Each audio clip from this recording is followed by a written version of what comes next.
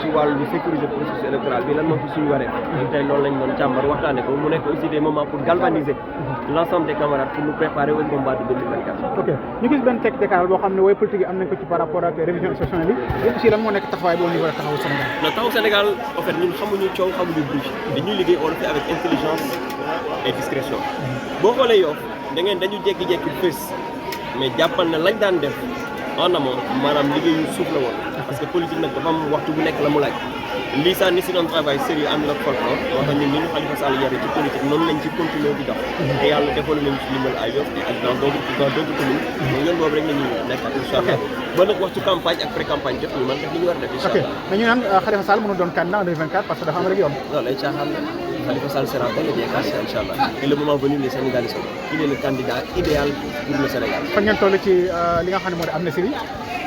amnistie bi nous ne sommes pas demandeurs d'amnistie Khalifa Sall wax na ko nee na laajul dugg kaso laajul grâce ñu génn ko laajul aussi amnistie mais il sera candidat à la ci naka monsieur le maire. il sera candidat et le moment venu vous saurez comment il sera candidat et c'est ça l'essence.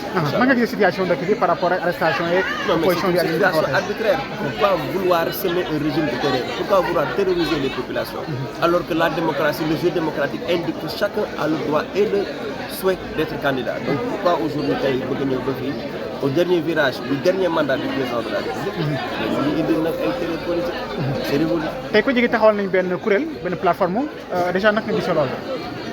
xeetu politique mbooloo moo ci li ci ëpp solo mbooloo bi nag tey mooy opposition bi yëpp ak société civile nekk benn parce que troisième mandat waroo fi am te du fi amee donc loolu aussi ci li tax plateforme bi taxaw ci la bopp mais aussi baax na ci ñu bàyyi waale xel sécuriser le processus électoral et le déroulement des élections c'est extrêmement important. jërëjëf merci beaucoup.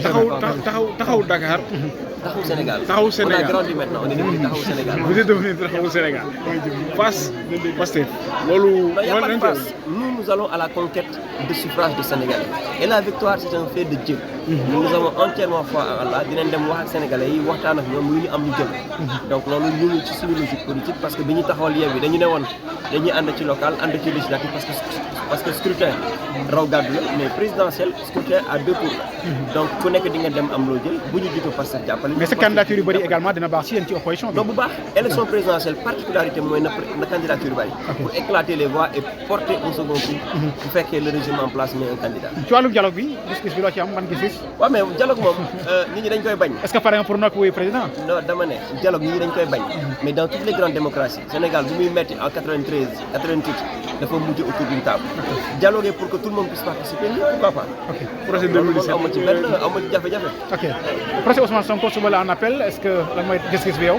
waaw mais nee naa li ma la wax rek ils veulent nous faire vraiment gouverner ce pays par la terreur. donc loolu yëpp dafa judd ci tentative bu jël ay nit éliminer leen ci élection présidentielle te loolu xewoon na fi. ak Karim Wade ak Khalifa Sall donc du lu bees. mais nag il faut résister pour éviter vraiment que li amoon amaat. jërëjëf merci beaucoup monsieur le maire jërëjëf.